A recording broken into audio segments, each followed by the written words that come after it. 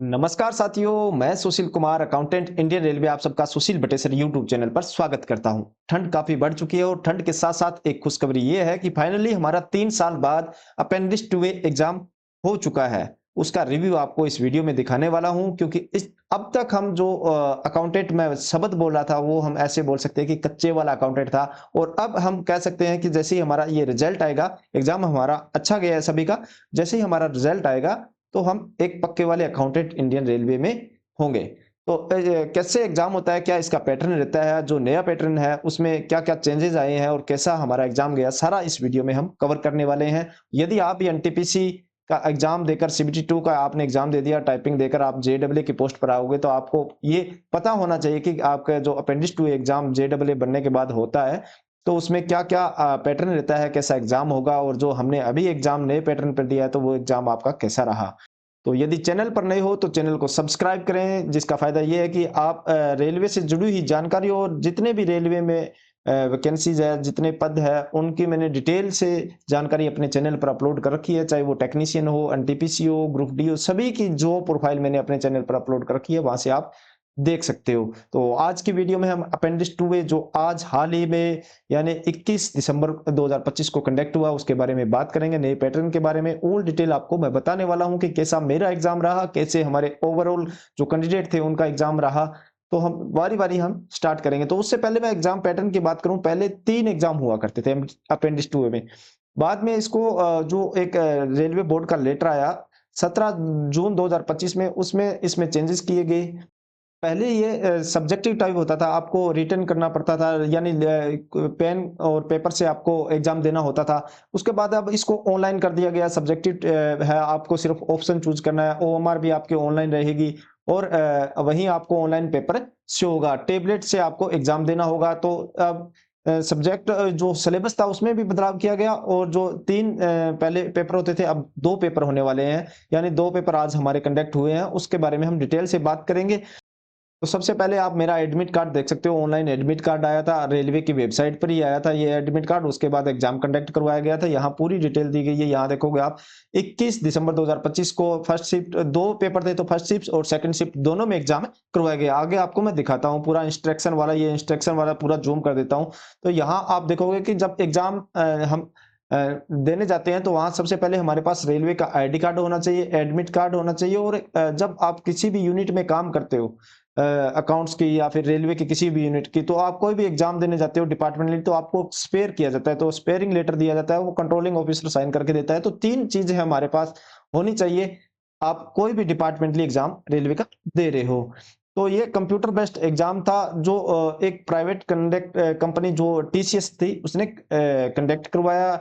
हमारी user ID, जो हमारा रोल नंबर था, यूजर आईडी थी, उसके बाद जो लॉगिन पासवर्ड दिया गया हमें एग्जाम के दौरान ही पासवर्ड दिया गया। और इंस्ट्रक्शन की बात करूं तो सबसे बढ़िया बात यह थी कि आपको यहाँ नेगेटिव मार्किंग तो नहीं थी, और आपको 100 क्वेश्चन करने थे, और क्वेश्चन जो थे टोटल 110 थे, यानी 110 में से कोई भी आप 100 अटेम्प्ट कर सकते हो। और मिनिमम पासिंग मार्किंग जनरल और ओबीसी की बात करूं तो 40, और एससी एसटी की बात करूं तो 30 नंबर थी, और नेगेटिव मार्किंग नहीं है इसमें। तो कम से कम 40 नंबर आपको, 110 क्वेश्चन मिलने वाले थे, उसमें 100 अटेम्प्ट करने हैं और 40 नंबर लाने हैं, तो आप पास माने जाओगे। और दोनों पेपर में इंडिविजुअली पास होना है, और दोनों में एग्रीगेट आपका 45, यानी ओबीसी जनरल वालों के लिए 45, यानी टोटल 90 नंबर से ऊपर होने चाहिए, और ऐसा ही 65 एससी एसटी के लिए नियम लागू होता है। तो यहाँ आप देख सकते हो कि 110 क्वेश्चन होंगे, और 110 में से कोई 100 क्वेश्चन आपको करने होंगे, और दोनों भाषा में आपको, हिंदी और इंग्लिश दोनों भाषा में मिलने वाले हैं क्वेश्चन। आपने कोई भी भाषा चूज की हो, चाहे आपने हिंदी चूज किया हो, चाहे इंग्लिश हो, आपको वहाँ दोनों भाषा में पेपर मिलने वाला है, जो आप जो टेबलेट पे दोगे। तो आधी स्क्रीन पे, जैसे ये स्क्रीन आपको दिखा दूं, आधी स्क्रीन पर आपके ऊपर पेपर की पीडीएफ रहने वाली है, यानी पेपर रहने वाला है, और नीचे यहाँ ओएमआर शीट रहेगी, जहां आप क्लिक कर कर उस क्वेश्चन को सेव कर सकते हो, मार्क कर सकते हो, और नेक्स्ट क्वेश्चन पर जा सकते हो।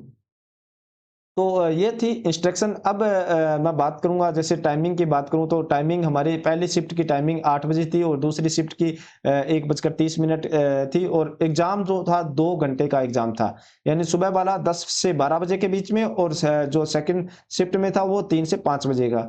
और जो अब पैटर्न की बात करूं तो पैटर्न हमारा जो एग्जाम का था वो चेंज हो गया, मैंने आपको बताया, और इस बार 2 ही एग्जाम हो रहे हैं। तो पहला हमारा जो पेपर था वो था बुक कीपिंग, प्लस उसमें रीजनिंग के 20 क्वेश्चन थे।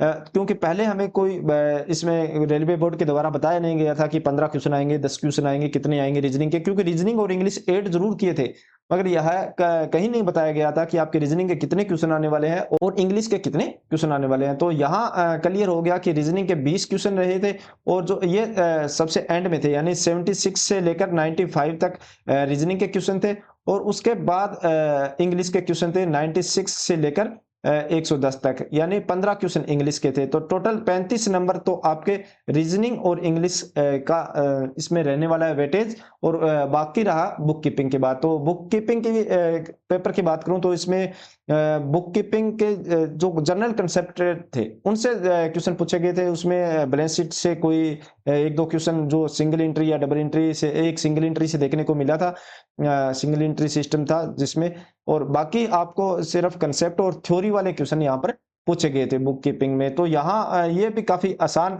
पेपर था, और यहाँ मानकर चलता हूँ कि 110 में से एवरेज बात करूं तो मैं 65 से 70 के बीच हर स्टूडेंट के आसानी से आ जाएंगे। तो यहाँ यदि कोई थोड़ा बहुत भी पढ़कर गया है तो वो भी 45 से 55 के बीच में नंबर आसानी से ला सकता है। ऐसी कोई बड़ी बात नहीं थी, आसान था। जो आपने सेक्शन में काम किया, जो आप प्रैक्टिकली के लिए काम करते हो, वो आपको यहाँ सब पेपर में देखने को मिला। ये थी पहले पेपर की बात। अब बात करता हूं मैं दूसरे पेपर की, जो दूसरा जीआरपी का था, जिसमें हमारे जनरल रूल्स वगैरह रहते हैं।